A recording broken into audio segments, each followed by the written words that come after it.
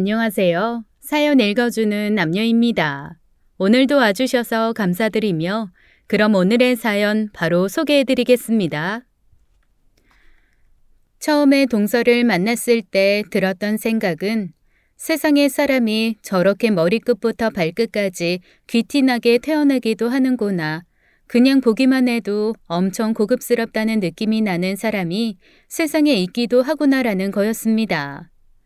3살 난 저희 딸이 빤히 동서를 보더니 세상에 말도 제대로 못하던 애가 떠듬떠듬 공주 그러더라고요. 어린아이가 볼 때도 저희 동서 엄청 고급스럽고 공주 같았나 봅니다. 그렇다고 해서 뭔가 주렁주렁 화려하게 달고 끼고 한 것도 아니에요. 저희 서방님이 프로포즈 하면서 줬다는 아주 작은 반지 하나 끼고 있는데도 세상에 연예인들이 주먹만한 다이아몬드 끼고 있는 것보다 훨씬 화려하고 고급스럽게 보이더라고요. 눈, 코, 입도 시원시원하고 머리카락도 출렁출렁 풍성하게 긴 것이 얼마나 예쁘고 고급스럽던지 저도 모르게 제가 입고 있던 옷을 여미면서 오늘 너무 아줌마처럼 입었나? 그래도 좀 브랜드가 있는 걸 입고 올 걸 그랬나? 라는 생각을 잠시 할 정도였습니다. 나중에 남편한테 은근히 돌려서 물어봤더니 동서 친정도 꽤 사는 집 같더라고요. 서방님한테 부잣집 딸이냐고 물었을 때 씩 웃으면서 뭐 그냥 그래 라고 대답했다는데 남편 말에 의하면 서방님이 그런 식으로 대답했을 때는 아주 긍정의 의미라나요? 그러면서 부잣집이지만 아주 알뜰한 집 같다고 처음부터 크게 시작 안 시키려고 하는 것 같다면서 역시 진짜 부자는 다르다고 했습니다. 하긴 뭐 자기 동생이 그렇다고 하는데 제 남편이 거짓말을 할 리도 없고 어쨌거나 누가 봐도 동서는 아주 귀한 부잣집에서 곱게 자란 귀티 줄줄 흐르는 그런 사람이었습니다. 결혼식에서도 보니까 사돈 어르신도 아주 곱고 귀태가 나시더라고요. 병석에 오래 계시다가 결혼식 몇 달 전에 돌아가신 동서 아버지는 못 뵈었지만 여튼 동서와 분위기가 비슷한 어머니는 역시나 한복이 꼭 궁궐 대례복처럼 보일 정도로 우아했습니다.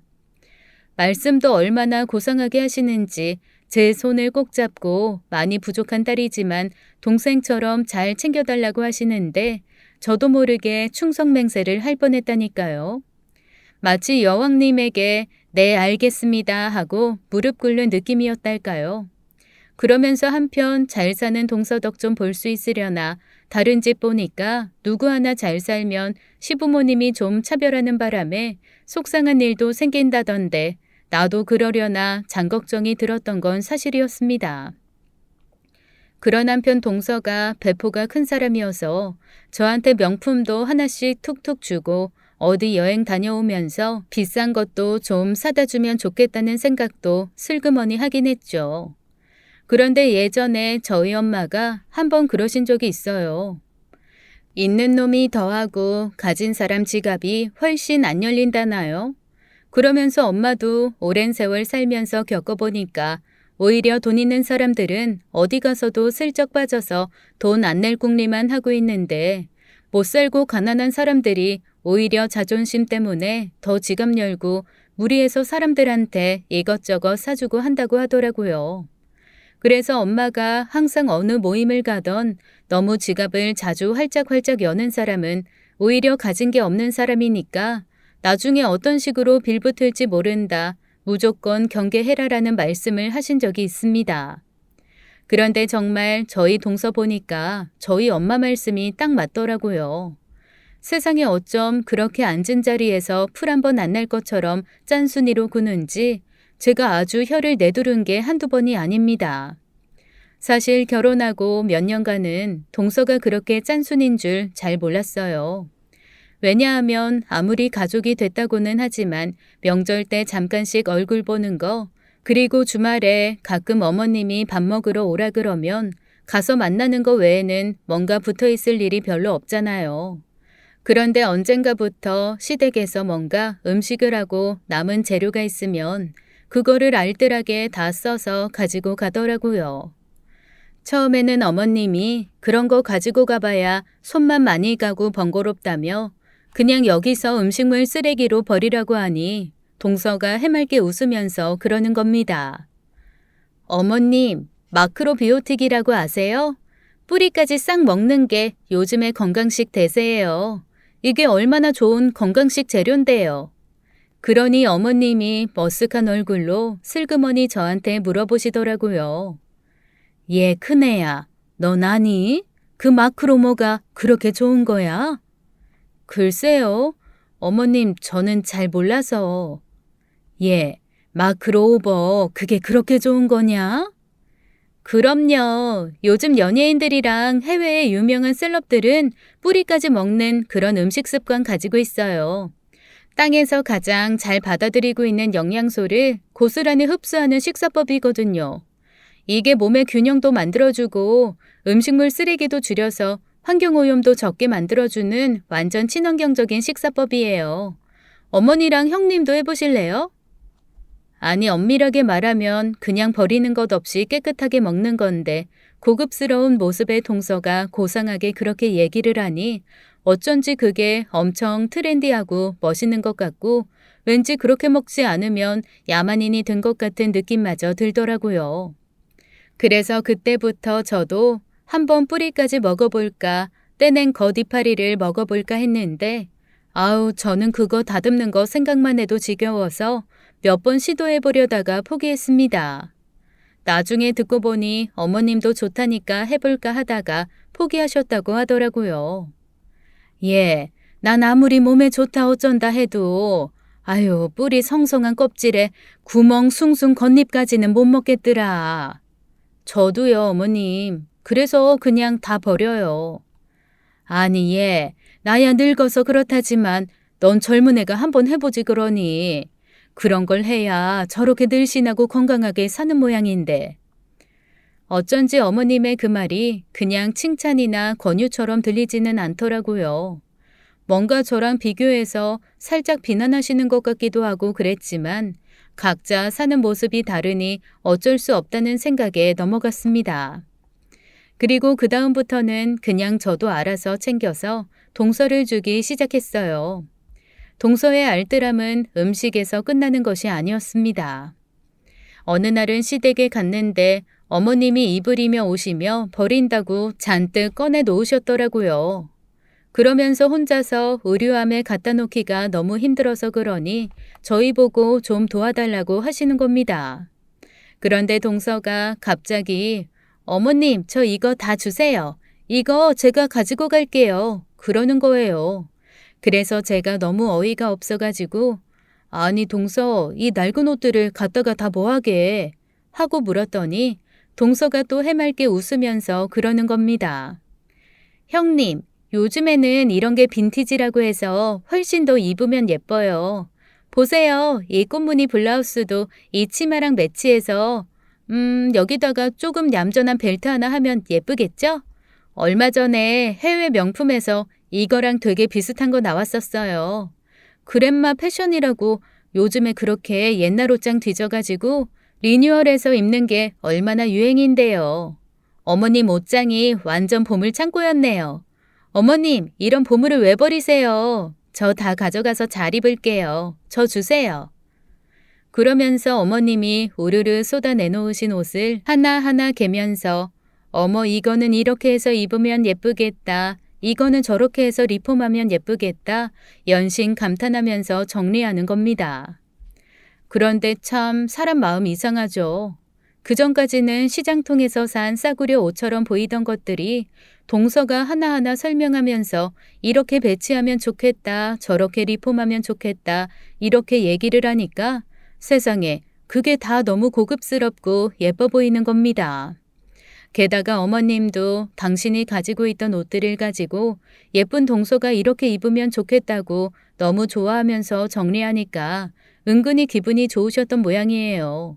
그냥 안 버리고 보관해 두려고 하셨던 옷이며 오래된 명품 가방까지 꺼내가지고 다 동서를 주시더라고요. 솔직히 그 중에는 제가 탐냈던 명품 가방도 하나 있었는데 그것마저 싹 동서한테 주면서 그래 예쁘고 이런 패션 잘하는 네가 해야 얘도 빛을 보지 하면서 주시는데 그건 솔직히 좀 아까웠습니다. 그런데 동서가 받으면서 너무 좋아하고 이런 가방 이제 구하기도 힘든데 어머님 너무 감사해요 라고 인사하는데 한편으로는 또 이런 생각도 들었어요. 그래, 내가 들어봐야 뭐하냐? 맨날 에코백만 들고 다니고 장바구니만 들고 다니는데 저 가방도 사실 들 일도 없다. 차라리 동서처럼 예쁜 사람이 들면 빛이라도 나지 하며 그냥 넘어가고 말았습니다. 그렇게 동서는 시댁에 올 때마다 어머님이 버리려고 내놓은 것들을 다 뭔가 이유를 붙여가며 가져가기 시작했어요. 한 번은 어머님이 접시며 그릇들을 정리한다고 하셨을 때도 세상에 박스까지 가져와서 에어폼으로 꼼꼼히 싸서 가져가더라니까요. 그래서 제가 동서한테 아니 동서 집이 얼마나 넓길래 그걸 다 둘 곳이 있냐? 어떻게 그걸 다 가져가냐 그랬더니 동서가 하는 말이 집에 있는 거랑 서로 매칭해서 쓸 것은 쓰고 쓰지 않는 것은 중고마켓에 판다는 겁니다. 속으로 제가 와 정말 지독하다. 가진 사람 있는 사람이 더한다고 하더니 세상에 나 같으면 귀찮아서라도 버리지 팔아가지고 푼돈 안 만들겠네 싶은 생각이 들더라고요. 그런데 동서는 그런 게 하나도 귀찮지 않은가 봐요. 거기에 악착같이 가져간 후에는 꼭 뭔가 하나씩 마중물이라고 해야 하나요? 물건 준 사람이 뭔가 말을 못하게끔 하는 행동을 하나씩 하곤 합니다. 시어머니한테 물건을 잔뜩 가져간 후 그로부터 얼마 뒤에 어머님한테 와서는 글쎄 봉투를 하나 내밀더라고요. 그래서 어머님이 대체 이게 뭐냐라면서 받았는데 그 안에 10만 원이라는 돈이 들어있었습니다. 갑자기 동서한테 돈을 받은 어머니가 아니 이게 웬 돈이냐고 하니까 동서가 쌩긋 웃으면서 어머님한테서 그때 가져갔던 옷 중에 몇 개를 리폼해서 팔았다는 거예요. 그러면서 자기가 그걸로 돈을 좀 벌었는데 어머님이 제공해 주신 거니까 일부 수익을 떼서 드리는 거라나요? 세상에 어머님이 너무 신통해하고 좋아하시면서 그날 또 장롱을 왕창 뒤집어 엎으시더라고요. 저희 어머님이 원래 뭔가 못 버리는 성격이셔서 사실 아버님이랑 저희 남편한테 엄청 구박받고 사셨거든요. 10년, 20년 된 티셔츠 한 조각도 못 버려서 켜켜이 쌓아두시고 시집 올 때 가지고 온 무거운 목화솜 이불도 여전히 장롱 저 안쪽에 쑤셔 박혀 있습니다. 그런데 언젠가는 쓸 데가 있다고 모아두시는 분이라 방 하나가 정말 안 쓰는 살림으로 터져나갈 것 같았거든요. 저희끼리는 그 방을 블랙홀이라고 부를 정도로 그 방은 일단 물건이 한번 들어가면 절대 나오지 않는 방이었습니다. 사실 남편이랑 서방님이 결혼 전에 그 방을 싹 비우고 게임할 수 있는 방으로 만들어 보려고 했었대요. 그런데 방 정리 이틀 만에 이건 불가능하다. 이 방을 비우는 건 그 누구도 못한다고 포기했다네요. 자신만의 서재 같은 공간이 간절했던 시아버지도 누구든 그 방을 비우면 100만 원의 상금을 주겠다고까지 하셨는데 10년이 넘는 동안 한 번도 성공한 적이 없었다고 했습니다. 그런데 동서가 온 후로 서서히 그 방에 공간이 생기기 시작한 거죠. 쌓아는 두대 어떻게 써야 할지 모르시던 시어머니와 있는 물건 기가 막히게 사용할 줄 아는 동서가 만나니 수요와 공급이 완벽하게 맞아 떨어지게 된 겁니다. 게다가 버리는 것도 아니고 팔아서 돈으로 만들어 오는 동서를 보고 어머님도 엄청 기가 살아서 우쭐해 하시더라고요. 이거 봐라, 응? 다 두니까 임자 만나서 돈이 되지 않니? 아니 세상에 어디서 돈 10만 원이 나와? 그리고 다들 버리라고 했을 때, 응? 내가 버렸으면 지금 이 돈 벌었겠어? 다들 나한테 사과해. 그러면서 그 누구도 못 들어가게 했던 그 금단의 창고를 동서에게만은 아낌없이 여시더라고요. 저도 시집온으로 몇 번 들어가 보려고 했지만 사실 질에 질려서 제대로 보지도 않았거든요. 그리고 그런 아사리 구판 같은 공간에 뭐 제대로 된 거라도 있겠나 그저 버리지 못해 쌓아둔 쓰레기만 가득하겠지 하고 무시했던 것도 있습니다.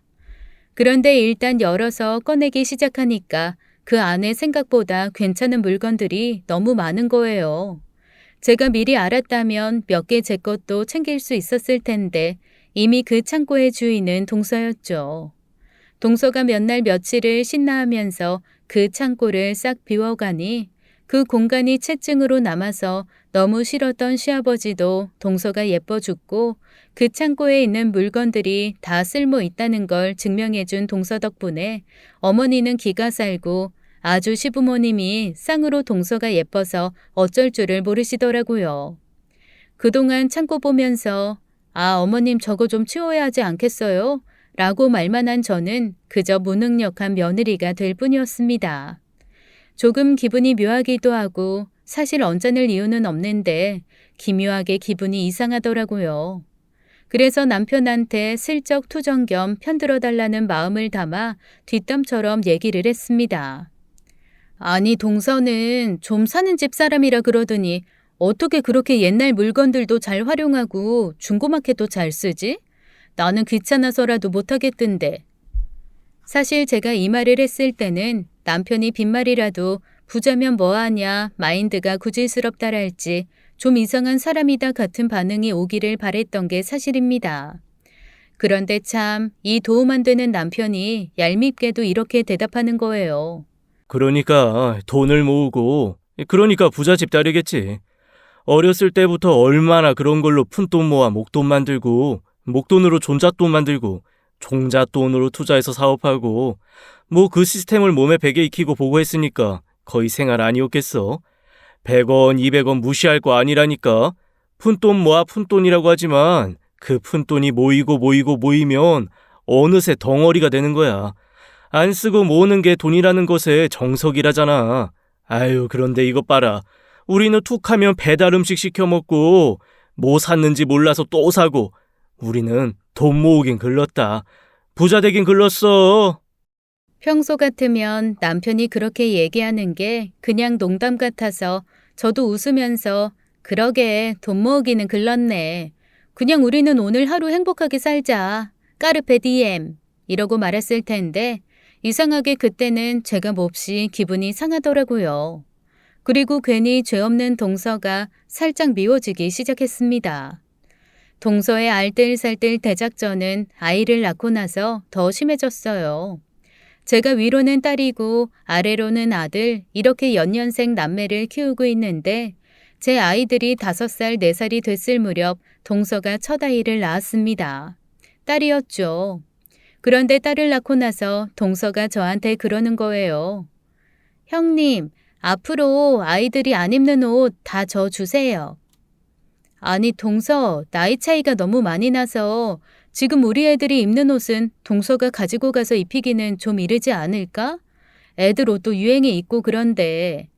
아니에요. 형님 워낙 감각이 뛰어나셔서 세월이 지나도 형님처럼 좋은 옷 찾기 힘들걸요? 원래 명품은 시기를 안 가리잖아요. 그런데 제가 볼 때는 형님 안목이 명품이에요. 그 얘기를 듣는데 슬쩍 기분이 좋더라고요. 저 사실 아이들 옷에 대해서 굉장히 자부심 느끼면서 입히고 있었거든요.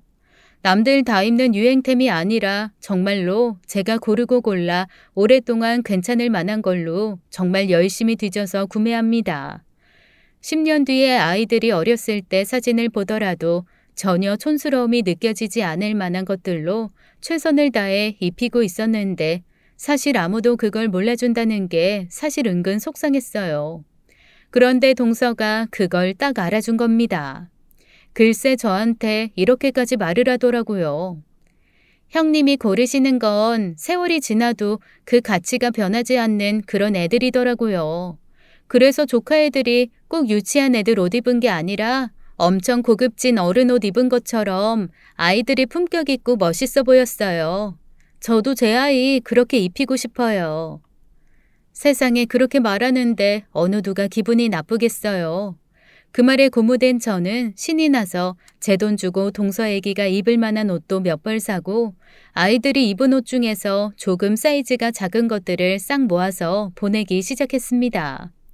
그때마다 동서가 얼마나 고마워하고 저를 추켜 세우는지 약간 어느 순간 내가 동서의 칭찬에 춤추는 고래가 된 건가라는 생각이 들 정도였죠. 하지만 말 그대로 정말 칭찬은 고래도 춤추게 한다잖아요. 동서가 말을 예쁘게 하니까 조금 서운했던 마음들도 사라지고 제 아이들 옷도 자꾸만 주게 되더라고요. 그리고 한편으로는 조카 녀석을 볼 때마다 제가 고른 옷, 제 아이들이 입었던 옷을 깨끗하게 손질해서 매칭 잘해서 세련되게 입히는 걸 보고 역시 내 안목이 대단했다는 자부심도 혼자 은근히 느끼면서 기분이 좋았습니다.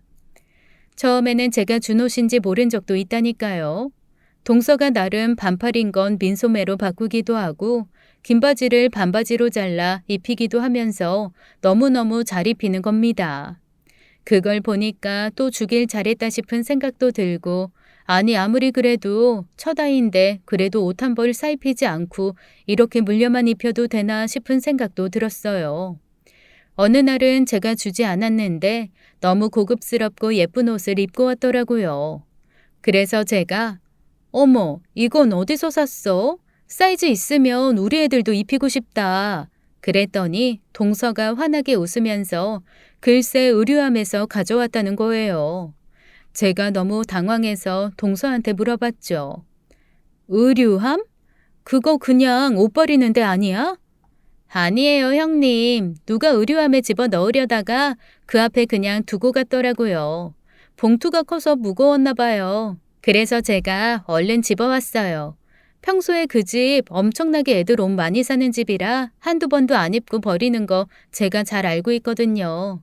이거 명품이더라고요. 그래서 깨끗하게 빨아서 입혔어요. 너무 잘 어울리죠? 아니, 그래도 한 동네에서 마주치는 사람이면 좀 민망하고 그렇지 않을까? 아니요, 괜찮아요. 별로 마주칠 일도 없고. 그리고 어차피 기성복은 모두가 다 같이 입는 옷인데요, 뭐. 아니, 그래도 자기가 버리려던 걸 동서애가 입고 있으면 어머, 내가 버렸던 옷을 입었네 라고 생각할 거 아니야. 에이, 오히려 저 집도 그 명품 입혔네 라고 생각할걸요? 그리고 사람들이 그렇게 남일에 관심 많지 않아요. 저는 애들 옷 사는 돈이 제일 아깝더라고요. 어차피 달아서 버리는 것도 아니고 빨리 크는 바람에 몇 번 입히지도 못하는데 자원 절약도 필요한 마당에 오히려 이게 더 나은 것 같아요. 그렇게 말하는데 제 머릿속이 좀 혼란스러웠습니다. 아니 통이 큰 건지 아니면 정말로 사람이 배포가 넓은 건지 진짜 생각이 없는 건지 도통 판단이 안 되더라고요. 아이를 낳은 후부터 동서의 짠순이 기질은 더욱 강해졌습니다. 저희 시댁이 약간 술을 많이 먹는 편이거든요. 그래서 명절이 되면 늘 아버님 진두지휘 아래 맥주와 소주를 짝으로 들여놓고 합니다. 그리고 저희 어머님도 요리할 때 소주로 잡내 많이 잡으시는 편이라 공병이 꽤 나온단 말이죠. 그전까지는 늘 공병을 그냥 분리수거장에 갖다 버리곤 했는데 어느 날부턴가 동서가 큰 박스를 가지고 와서 공병이 나올 때마다 그 박스에 차곡차곡 담는 겁니다. 처음에는 박스에 담아서 한꺼번에 갖다가 버리려나 보다 했는데 한 번씩 슬그머니 박스를 카터에 싣고 나갔다가 들어오고 또 박스가 차면 또 나갔다가 들어오고 하는데 어쩐지 버리는 것 치고는 시간이 너무 오래 걸리는 거예요. 게다가 가지고 나가기 전에 라벨 떼고 물에 헹궈서 싹 씻어서 가지고 나가거든요. 그래서 동서가 박스를 3번쯤 버리고 들어왔을 무렵 제가 물어봤습니다. 아니 동서, 한꺼번에 모이면 그냥 경비 아저씨한테 부탁해서 한꺼번에 갖고 내려가서 버리면 되지. 그렇게 박스에 병이 쌓일 때마다 갖다 버리면 귀찮지 않아? 그리고 아무리 분리수거를 철저히 한다지만 그렇게 일일이 라벨 떼고 물로 씻고 그럴 필요까진 없지 않을까? 그랬더니 동서가 또 활짝 웃으면서 그러더라고요. 어머 형님, 소주병, 양주병, 맥주병 이거 병당 얼만데요. 저 오늘만 해도 벌써 10,000원 벌었어요. 씻어서 가지고 가면 더 빨리 공병 접수해주거든요.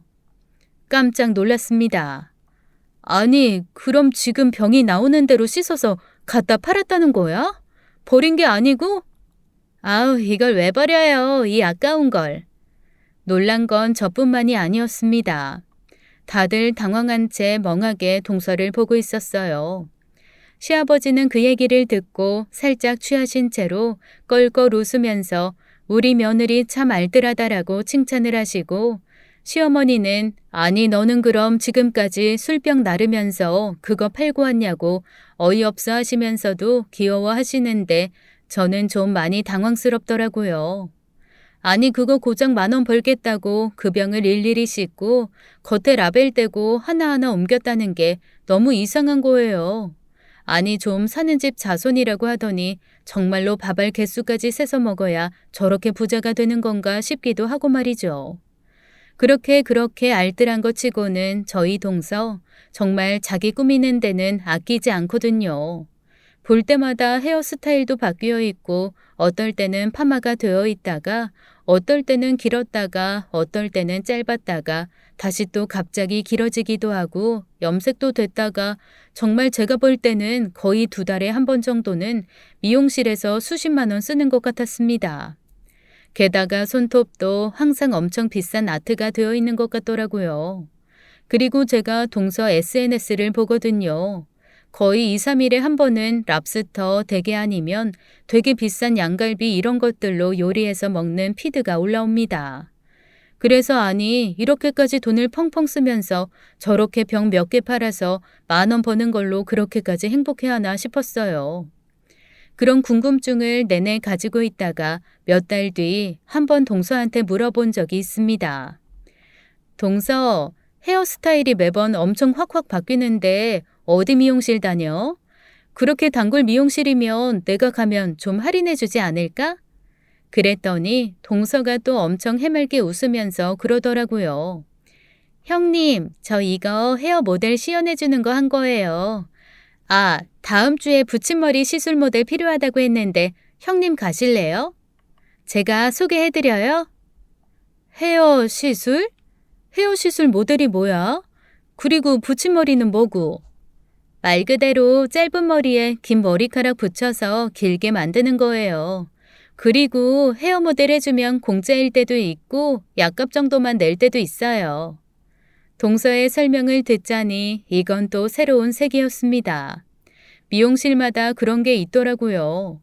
처음 미용실 들어가서 보조로 오랫동안 일하던 사람들이 승급 시험이라는 걸 보고 디자이너로 승진을 해야 되는데 그때 실제 사람 머리를 가지고 시험을 본답니다. 그 전에 연습을 하기 위해서 모델을 구하기도 하고 승급 시험용 모델을 구하기도 하는데 파마 모델을 구할 때도 있고 커트 모델을 구할 때도 있고 붙임머리 모델을 구할 때도 있고 그건 그때마다 다 다르다네요. 그런 공고가 나오면 최대한 열심히 지원해가지고 글쎄 그걸로 머리를 한다는 겁니다. 보통 그렇게 하면 몇십만 원짜리 시술도 딱 약값 얼마만 내고서 하면 되기 때문에 거의 공짜나 다름없이 머리를 할 수 있다고 하더라고요. 그래서 제가 혹시나 싶어서 그러면 네일아트도 그렇게 하는 거냐고 물어봤더니 그렇다고 하는 겁니다. 그러면서 네일아트 학과 학생들이나 처음 네일아트 숍을 여는 사람들이 포트폴리오가 필요한 경우들이 있는데 그때마다 손톱 제공해주고 시술 받고 사진 찍고 찍은 사진을 블로그 같은 곳에 올려주면서 그 가게를 홍보한다는 거죠. 동서가 워낙 손이 예쁘고 손톱이 튼튼해서 다른 사람들은 한 달에 한두 번 정도밖에 못 하는데 자기는 일주일에 한 번은 할 수 있다며 해맑게 웃더라고요. 와, 정말 기도 안 막혔습니다. 그래서 궁금한 김에 한 번 더 물어봤어요. 그러면 나 뭐 하나만 더 물어볼게. 내가 자주는 안 들어가지만 동서 SNS 가끔 들어가는데 그때마다 엄청 비싸고 좋은 식재료로 맛있는 거 해먹더라. 그럼 그것도 다 혹시 협찬 같은 거야? 아, 맞아요. 그런데 가끔 협찬이 아닌 척을 해야 할 때도 있고 정식 협찬은 사람들 모아서 공동구매도 할 수 있어요. 저 나름 SNS에서 잘 나가요, 형님. 동서가 워낙 패셔너블하고 늘씬하고 예쁘니 사람들이 동서 SNS 팔로우를 많이 하나 봐요. 팔로워 숫자가 높으니까 자연스레 동서를 통해서 이것저것 홍보하고 싶은 사람들이 물건이나 체험을 제공하면 거기에 대한 체험 수기, 써본 후기 이런 거를 다시 또 SNS에 올린다고 하더라고요. 가끔 공동구매 형식으로 물건도 팔고 그 수수료도 받는다고 했습니다. 세상에 겉으로 봤을 때는 엄청 화려하게 사는 것 같은데 그 안에서는 다 협찬이고 모델 제공이었다는 소리를 듣고 조금 안쓰럽기도 하고 존경스럽기도 그리고 한편으로는 약간 소름도 돋았습니다. 아니, 이렇게까지 할 필요가 있나 싶은 생각이 들었던 거죠. 그런데 동서는 그런 얘기를 하면서도 아무렇지도 않아 하더라고요. 그러면서 오히려 저한테 그러는 겁니다. 제가 조금 SNS를 열심히 했으면 저도 같이 소개해서 같이 하면 좋겠는데 제가 SNS를 안 해서 몇 번 말하고 싶은 걸 말하지 못했다나요? 그러면서 다음에 조금 넉넉하게 협찬 들어오면 저도 나눠주겠다고 하더라고요. 그래서 그냥 약간 쓴웃음을 지으면서 나는 괜찮다, 안 먹어도 된다, 그냥 동서나 많이 먹어라, 그냥 그러고 말았습니다. 그런데 동서의 짠순이는 거기서 끝나지 않았어요. 저는 성격상 여러 사람이 우르르 모인 곳에서 노는 거를 좀 힘들어 하거든요. 그래서 결혼 전부터도 여행도 패키지는 한 번도 가본 적이 없습니다.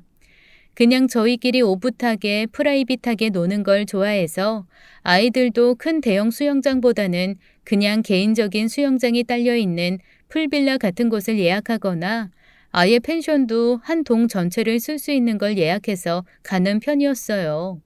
그런데 어느 날 동서가 저희 휴가 계획을 듣더니 혹시 자기도 같이 가도 되냐고 물어보는 겁니다. 그래서 저는 어차피 큰 동 하나 빌렸고 동서가 오면 저도 아이들 맡기고 좀 쉴 수 있으니 그러라고 했죠.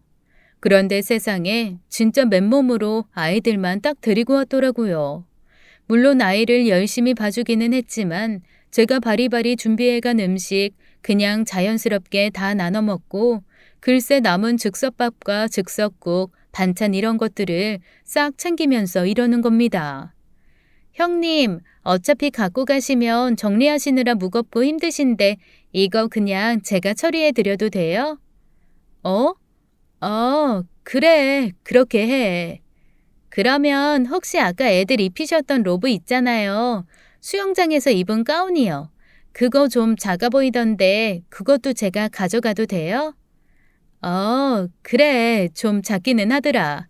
나도 안 그래도 이번에까지만 입을 수 있겠다 하긴 했어. 감사해요, 형님. 안 그래도 우리 애도 겉에 입는 가운 같은 거 하나 있으면 좋겠다고 생각했는데. 이러면서 정말 알뜰하게 싹 자기가 다 가져가더라고요. 사실 동서 말이 맞기는 해요.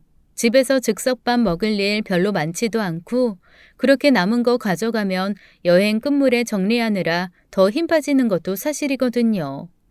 애들 옷도 어차피 작아서 가져가서 버려야 했고요. 그런데 그거를 제가 먼저 귀찮으니까 너 가져가라고 한 것도 아닌데 귀찮으실 테니 제가 가져갈게요 하고 먼저 챙겨버리니까 그건 또 기분이 다르더라고요. 뭐랄까 그냥 내 거 뺏긴 느낌이랄까요? 그런데 그걸 또 티를 낼 수는 없잖아요. 한번 그렇게 저희 집 휴가에 낀 동서는 매번 어떻게 알아냈는지 제가 뭔가를 예약할 때마다 저한테 전화가 와서 같이 가도 되겠냐고 늘 묻더라고요. 얼결에 몇 년간 여름 휴가도 같이 가고 겨울 호캉스도 같이 가고 스키장도 같이 가게 되었습니다. 그런데 솔직히 말하면 동서가 같이 다니면서 그렇게 저를 힘들게 하는 사람은 아니에요. 오히려 저희 남매가 작은 엄마 하면서 잘 따르기도 하고 동서도 워낙 아이를 잘 봐서 제가 아이들을 맡기고 혼자 편한 시간 보낼 수도 있거든요. 그런데 딱 하나 약간 빈대처럼 아무것도 가져오지 않은 채 제가 가져간 걸로 고스란히 즐기고 남은 거를 싹 싸가는 게 그냥 제 눈에 눈밖에 났을 뿐인 거죠. 남편은 아무렇지도 않게 그냥 이렇게 얘기하더라고요. 와서 하루 종일 베이비시터 해주는 비용으로 줬다고 생각하면 되지 뭐. 본인도 뭘 준비해 오지를 않고 맨몸으로 오니까 저렇게 열심히 애들 봐주는 거 아니겠어? 세상에 공짜가 어디 있냐? 그냥 그러려니 해야지. 그리고 워낙 그런 성격인 거 알고 있었잖아. 당신도 너무 예민하게 반응하지 마. 네, 예민하게 반응할 필요는 없죠. 그래도 뭔가 기분이 찜찜한 건 사실이었습니다. 그러면서 점점 아니 잘 사는 애가 해도 해도 너무하네라는 은근한 미움이 제 안에서 자라기 시작했어요. 그 미움이 결정적으로 폭발한 건 저희 집 이삿날이었습니다. 제가 진짜 큰맘 먹고 오랜 시간 바라고 준비해서 이사를 했거든요. 결혼하고 거의 10년 만에 내 집 마련을 했으니 제가 얼마나 신나고 좋았겠어요. 가구도 싹 바꾸고 그릇도 좋은 걸로 몇 개 마련했습니다. 사실 요즘 이삿집 업체 너무 잘 돼 있잖아요. 싹 맡긴 채 좀 쉬려는데 글쎄 동서가 엄청 큰 트렁크 2개를 끌고 이사한 집에 온 겁니다. 동서, 어쩐 일이야? 형님 짐 정리하는 거 도와드리려고요. 아니, 짐 정리는 이삿짐 업체가 하는데 뭘 도울 게 있어. 아유, 그래도 잔손이 다 가져. 구석구석 정리 제대로 안 하면 나중에 2번 일해요. 듣고 보니 맞는 말이기도 해서 그냥 그러려니 했는데 세상에 동서가 짐을 정리하면서 뭔가 골라서 옆으로 슬그머니 빼놓는 겁니다. 그래서 제가 그건 왜 빼놓느냐 하니까 멋쩍게 웃으면서 글쎄 이러는 거 있죠. 아니, 애들 옷은 좀 작아 보이는 거 빼놨고요. 형님 옷은 몇 년 동안 입으신 거 본 적 없는 걸로 빼놨어요. 저 좀 챙겨가도 돼요? 순간 동서가 너무 꼴보기 싫어지더라고요. 별 대답 없이 그냥 조용히 밖으로 나와버렸습니다. 그런데 글쎄 부엌도 보니까 그릇 중에 조금 낡은 것, 제가 좋아하지만 버려야 될 것 같은 느낌의 그릇들이 한쪽에 쌓여 있는 겁니다. 약간 짜증이 나서 동서를 불러서 다시 한번 물어봤죠. 동서, 이 그릇도 혹시 나한테 물어보지 않고 그냥 동서가 알아서 정리한 거야? 아, 형님, 그건 조금 낡기도 했고 형님 새 그릇 좋은 거 사셨길래 필요 없으신 게 아닐까 해서 빼놨죠. 천천히 주변을 둘러보니 집 곳곳에 동서가 따로 빼놓은 물건들이 보이더라고요. 진짜 제가 화가 났던 건 속옷 박스에 있던 제 속옷 중에 좀 낡은 것 2개가 따로 놓여 있는 걸 보면서부터였습니다. 아니 아무리 그래도 속옷까지 챙기는 건 좀 심하지 않나요? 해도 너무한다 싶었어요. 그래서 동서한테 처음부터 와다다 쏟아부었죠. 동서, 아니 살 만큼 사는 사람이 이런 빈대짓 좀 그만하면 안 돼? 옷도 내가 그냥 알아서 버릴 거 버리고 줄 거 줄 거고. 그릇도 그래. 아무리 낡았어도 내가 좋아하는 그릇이면 쓰는 거고 새 거여도 내가 싫어하는 그릇이면 안 쓰는 거 아니겠어? 내 맘대로 내 살림하는 건데 동서가 왜 그거를 혼자 마음대로 판단해서 버린다 안 버린다 그렇게 결정을 해? 그리고 내가 꼭 동서 주라는 법도 없잖아. 다른 사람 줄 수도 있는 거고 나도 내가 그냥 팔아서 쓸 수 있는 거고. 동서 좀 이상해. 요 몇 년간은 내가 그냥 그러려니 좋은 게 좋은 거다 하고 넘어갔는데 이건 좀 심한 것 같아. 좀 너무하다고 생각하지 않아? 그리고 말이 나왔으니 하는 말인데 우리 집 휴가 올 때 동서 한 번이라도 뭐 챙겨온 적 있어? 빈몸으로 와서 신나게 놀고 남는 건 또 싹 가져가고. 아니 그게 대체 무슨 짓이야? 게다가 지금도 그 옷 어머니 못 가져간 거 리폼한 거지? 서방님 나도 생각해야지. 마누라가 만날 주워 입은 옷이나 입고 고쳐 입고 다니면 서방님 마음은 편해? 절약도 너무하면 궁상이야. 대체 옷 한 벌 안 사 입고 왜 그렇게 궁상 떨고 빈대짓을 하는 거야? 그랬더니 갑자기 동서 얼굴이 빨개지면서 눈에 눈물이 차오르더라고요. 순간 당황했어요. 아니 내가 좀 세게 말하기는 했는데 이게 이렇게 울 일인가 싶었죠. 그러더니 동서가 허둥지둥 트렁크 2개를 와장창 끌고 나가면서 저한테 연신 형님 죄송해요, 형님 죄송해요, 형님이 그렇게 생각하실 줄 몰랐어요 하면서 꾸랑지가 빠지게 가버리더라고요. 오히려 뒤에 남아서 찜찜한 건 저였습니다. 아니 제가 무슨 적셔놓은 사람을 뺨 때려서 내쫓은 것 같은 기분에 영 언짢더라고요. 그래서 정리도 하다 말고 앉아가지고 속 타는 마음에 한숨만 푹푹 쉬고 있는데 남편이 들어와서 왜 그러고 있냐고 물어보는 겁니다. 그러면서 이 앞에서 동서를 만났는데 펑펑 울면서 쓱 지나가더라며 너무 울고 지나가서 자기가 차마 인사도 못 건넸다고 혹시 둘이 싸웠냐고 묻더라고요. 그래서 제가 남편한테 잔뜩 짜증을 내면서 간단하게 설명을 했습니다. 그랬더니 남편이 고개를 갸우뚱하면서 아니 진짜 왜 저렇게까지 하지? 내 동생이 혹시 실직을 했나? 라고 하더라고요. 그래서 제가 혹여 동생한테 한마디도 하지 마라. 자칫 잘못하다가는 형제간에 싸움 난다라면서 남편 입단속을 시켰습니다. 그날부터 어쩐지 동서가 불편해서 자꾸만 피하게 되었어요. 그리고 아무리 동서라지만 이건 좀 심하다는 생각이 자꾸 저를 괴롭혔습니다. 그리고 저한테 그래도 사과를 해야 되는 거 아닌가 했는데 이런 방구 말이 없어서 괘씸하다는 마음이 자라고 있었죠. 그러면서 한편으로는 제 마음에 이런 생각도 들었습니다. 뭐야, 자기네 집 좀 산다고 나 무시하는 거야? 아주 고귀한 분 혼내서 노엽대 이거지? 라는 생각이요. 그러면서 점점 동서에 대한 편견까지 생기기 시작했어요.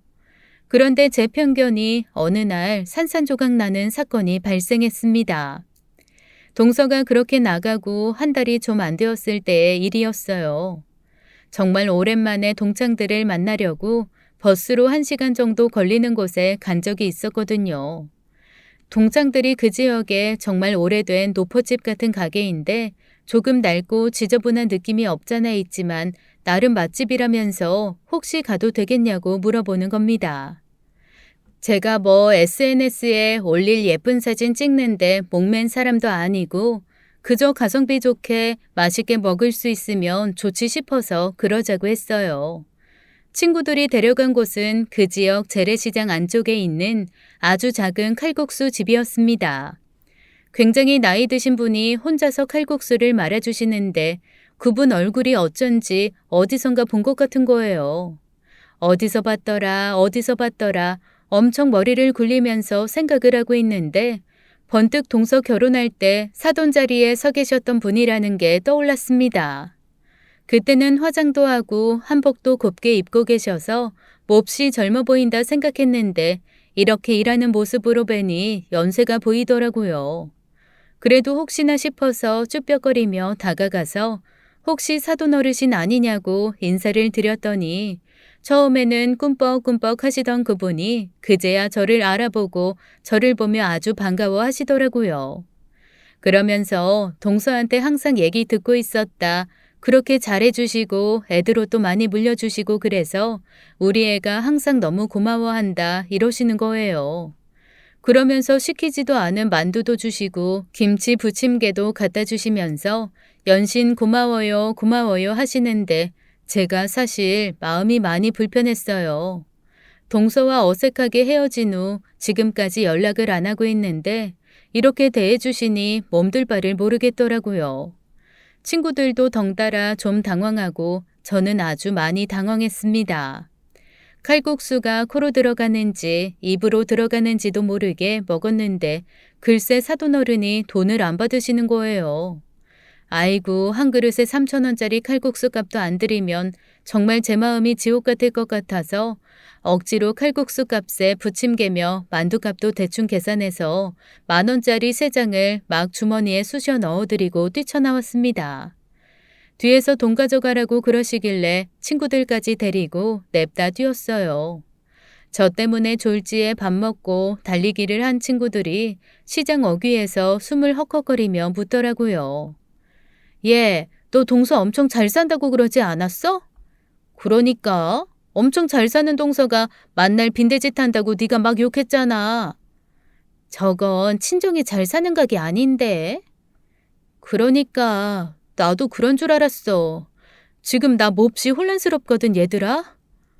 아니 안 그래도 나 얘 동서 본 적 있는데 완전 귀족 집안 딸내미같이 생겼는데. 그래 나도 본 적 있잖아 왜. 그런데 저 칼국수집 아주머니 자세히 보면 나이 들어서 그렇지 엄청 고급스럽게 생긴 얼굴이기는 해. 어머머, 그러면 진짜 가난한 집인데 생긴 것만 귀족이었던 거야? 아이고, 살면서 엄청 오해받고 힘들었겠다. 마음이 몹시 복잡하고 착잡했어요.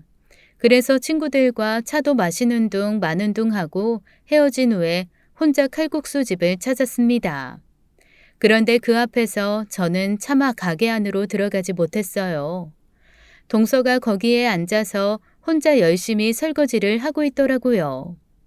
옆에서 사돈 어르신은 허리를 탁탁 치며 동서한테 아유, 안 와도 된다고 그랬는데 뭘 자꾸만 와가지고 설거지하고 가냐 라고 퉁박 아닌 퉁박을 주시고 동서는 자기 엄마한테 아유, 엄마야말로 가게 좀 그만하고 쉬지. 내가 어떡하든 엄마 하나 못 먹여 살리겠어? 라며 위로 아닌 위로를 건네더라고요. 퉁박 아닌 퉁박과 위로 아닌 위로. 그 두 개가 왔다 갔다 하는데 그걸 보는 제 마음이 왜 이렇게 아프고 불편한지요. 엄마, 평생 가난하게 살았는데 이놈의 가난은 참 끝나지도 않는다. 진짜 아등바등 사는 것 같은데 어째 백화점 가서 옷 한 벌을 선뜻 못 사 입는 삶이네. 미안하다. 너희 아빠가 그렇게 앓다가 죽고 정말 너와 나는 고생 안 시키고 싶은 게 우리 부부 소원이었는데. 에휴, 엄마한테 사과 들으려고 하는 소리가 아닌 거 알면서 그래. 그냥 그렇다고. 그게 어디 부모 마음대로 되나? 나도 우리 애기 남들 누리는 거 좀 누리면서 살게 해주고 싶어서 여기저기 눈치 보면서 따라다니고 걷어입히고 하는데 그것도 참 쉽지가 않아서 그냥 엄마한테 한번 투덜거려 본 거야. 동서가 그릇을 천천히 닦으면서 그냥 슬프다는 듯 한탄을 하고 있더라고요. 그런데 그 모습을 보는데 갑자기 그동안에 동서가 했던 모든 행동들이 영화처럼 쭉 이어졌습니다. 자식만큼은 기죽이고 싶지 않아서 최대한 사는 것처럼 꾸며서 내놓으려고 옷도 그렇게 가져가고 늙었어도 일 그만두지 못하는 친정엄마 도우려고 자기 옷 한 벌 안 사고 어머님 거 가져다가 고쳐 입고 팔면서 푼 돈이라도 모아들인 거였더라고요. 저희 동서 절대 잘 사는 집 딸이 아니었습니다. 오히려 너무너무 못 살아서 아둥바둥 어떡하든 한 푼이라도 모아 자기 가정 잘 이끌고 홀어머니 봉양하려던 착한 딸이었던 거였죠. 그걸 보면서 제 마음 한켠이 몽글몽글하기도 하고 안쓰럽기도 하고 짠하기도 하고 정말 이런저런 생각이 많이 들더라고요. 그래서 그냥 조용히 돌아 나왔습니다. 그리고 그 주 주말 동서를 백화점으로 불러냈어요. 제가 뭔가 마음을 연 것 같다는 생각을 한 건지 동서가 해맑게 웃으면서 뛰어오더라고요. 형님, 어쩐 일이세요? 백화점은 왜요? 형님, 저한테 화난 거 다 풀리셨어요? 아유, 화는 누가 화를 냈다고 그래. 그냥 나는 속상해서 그랬지. 여튼 내가 백화점 상품권이 생겼는데 아유, 이거 내가 뭐 언제 쓰겠어. 그냥 평소 동서 예쁜 옷 한 벌 사주고 싶었는데 기왕 어차피 상품권 생긴 거 백화점에서 내가 한번 쏘자 싶어서 불렀지. 네? 옷이요? 아유, 백화점 옷이 얼마나 비싼데요. 형님 그러지 말고 우리 밑에서 그걸로 장 봐요. 옷 사는 거 너무 아까워요. 아니야, 진짜 예쁜 옷 한 벌 사자. 나 정말 사주고 싶어서 그래. 그리고 이거는 저기 중고에 팔아먹지 말고 오래오래 입어. 알았지? 그리고 저는 동서를 데리고 모피코트 파는 집으로 갔습니다. 사실 저도 넉넉한 건 아니지만 그동안 여기저기에서 생긴 상품권 몇 년 동안 차곡차곡 모아둔 게 한 200만 원어치 있었거든요. 언젠간 그걸로 백화점에서 멋들어지게 가전 하나 사서 바꿀까 했는데 그냥 동서한테 평생 따뜻하게 입을 모피코트 하나 사주고 싶더라고요. 동서가 손사래를 치며 난리를 하는데 그나마 비수기라 엄청 싸게 제가 생각했던 거의 거의 절반 가격으로 꽤 괜찮은 코트를 하나 사줄 수 있었습니다. 동서가 눈물을 글썽글썽하며 쇼핑 봉투에 든 모피코트를 쓰다듬고 또 쓰다듬었어요. 이거 정말 내 거냐? 진짜 입어도 되냐? 아니 형님 저한테 왜 이렇게 큰 선물을 하시냐 하는데 제가 그랬습니다. 동서는 워낙 사람이 고급스럽게 생겨서 딱 겨울에 모피코트 하나만 입고 다른 거 아무것도 안 해도 엄청 부잣집 사모님 같을 거야. 앞으로 애들 엄마 만날 일도 있고 서방님 따라서 모임 갈 일도 있고 할 텐데 그럴 때 챙겨 입어. 그랬더니 동서가 가만히 절 보다가 정말 진심 어린 목소리로 그러더라고요. 형님, 정말 감사해요. 그런데 그 목소리를 딱 듣는데 느낌이 왔습니다. 사돈 어르신이 제가 칼국수 집에 왔었다는 얘기를 하셨다는 느낌이요. 하지만 저도 그렇고 동서도 그렇고 거기에 대해서 별말은 하지 않았어요. 그 다음부터 저는 제가 집에서 안 쓰는 거 혹은 이웃들이 안 쓴다고 집 밖으로 내놓은 거 그런 것 중에 괜찮은 게 있으면 모아다가 동서한테 연락을 하고는 했습니다. 그럴 때마다 항상 제 핑계는 그거였어요. 아, 나 이거 너무 버리기도 귀찮은데 동서가 워낙 리폼을 잘하니까 갖고 가서 처리 좀 해주면 안 될까? 내가 처리 비용으로 수고비 줄게. 그러면 또 우리 동서 불이 나게 달려와서 싹 가져가고 저는 그때마다 동서한테 이거는 수고비다, 이거는 처리 비용이다. 아이고 이거 딱지 붙여서 버리면 몇만 원인데 그래도 동서가 가져가줘서 내가 너무 편하다 이러면서 5만 원, 10만 원씩 쥐어주기 시작했습니다. 그때마다 동서는 돈을 받으면서도 저한테 미안하다, 고맙다는 말을 꼭 하고 몇 번에 한 번씩은 맛있는 딸기, 포도 이렇게 과일 한 봉지씩 들고 와서 저한테 슬그머니 내밀면서 애교를 부리곤 했습니다. 형님, 이거는 형님만 드세요. 아무도 주지 말고 형님만요. 아셨죠? 그것도 귀엽고 저것도 귀엽고 어쨌건 그렇게 알뜰한 동서 덕에 저도 덩달아 알뜰해지기 시작했습니다. 그전에는 아무렇지도 않게 휘휘 갖다 내버리던 것들이 어느새 저거 동서한테 주면 동서가 얼마를 벌 수 있으려나 라고 계산하고 있더라고요. 그렇게 저는 동서의 은근한 조력자 아닌 조력자가 되었고 동서는 알뜰살뜰 열심히 돈을 모으기 시작했습니다. 그리고 어느 날 저한테 그러더라고요. 형님, 저 사업 시작했어요. 어? 무슨 사업?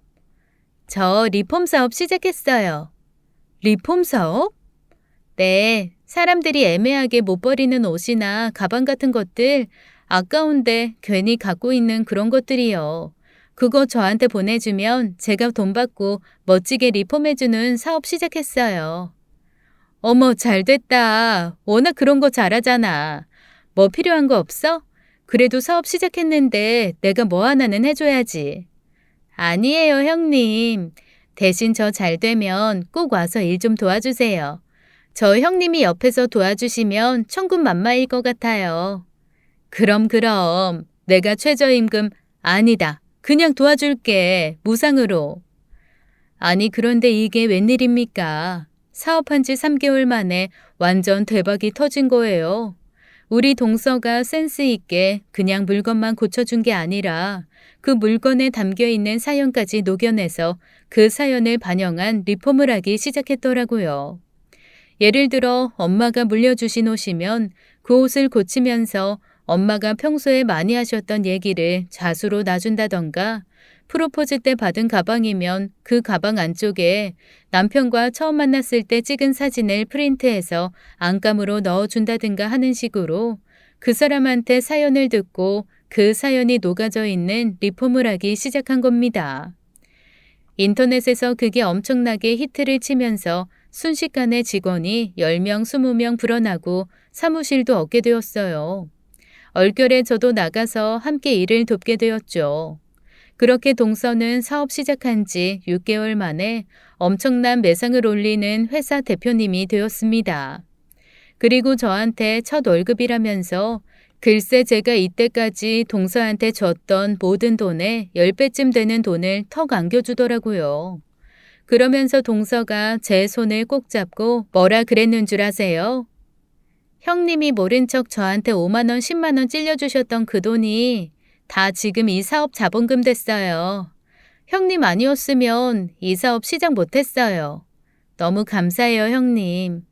앞으로 저랑 계속 같이 해주셔야 돼요. 제가 저희 회사 이사님으로 모실게요. 네, 잘 둔 동서 하나가 저를 한 회사에 이사로 만들어주더라고요. 그렇게 동서의 사업은 승승장구이고 저는 이름만 이사인 게 아니라 정말로 동서와 일을 함께 하면서 그 사업을 키워나가기 위해 다양한 고민을 하고 있습니다.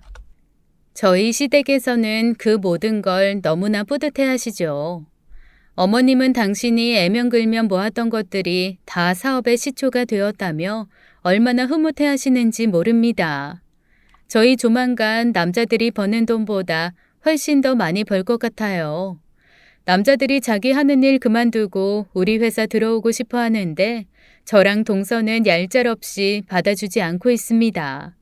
동서와 저의 회사니까요. 아, 동서는 여전히 짠순입니다. 일회용품도 안 쓰고 리폼 들어오는 물건에서 떨어진 구슬 하나도 귀하게 주어서 다시 쓰는 초짠순이 대표님이에요. 그런데 그런 동서가 이제는 전혀 빈대처럼 보이지도 못나 보이지도 않습니다. 그저 예쁘고 사랑스럽기만 하고 아까워서 발 동동 구르는 것이 멋져 보이기만 하더라고요. 아무래도 제가 동서의 매력에 푹 빠진 것 같습니다. 우리 동서 너무 멋지죠? 지금까지 사연 읽어주는 남녀였습니다. 끝까지 함께 해주신 여러분 감사드리며 저희는 다음 사연으로 돌아올게요. 감사합니다.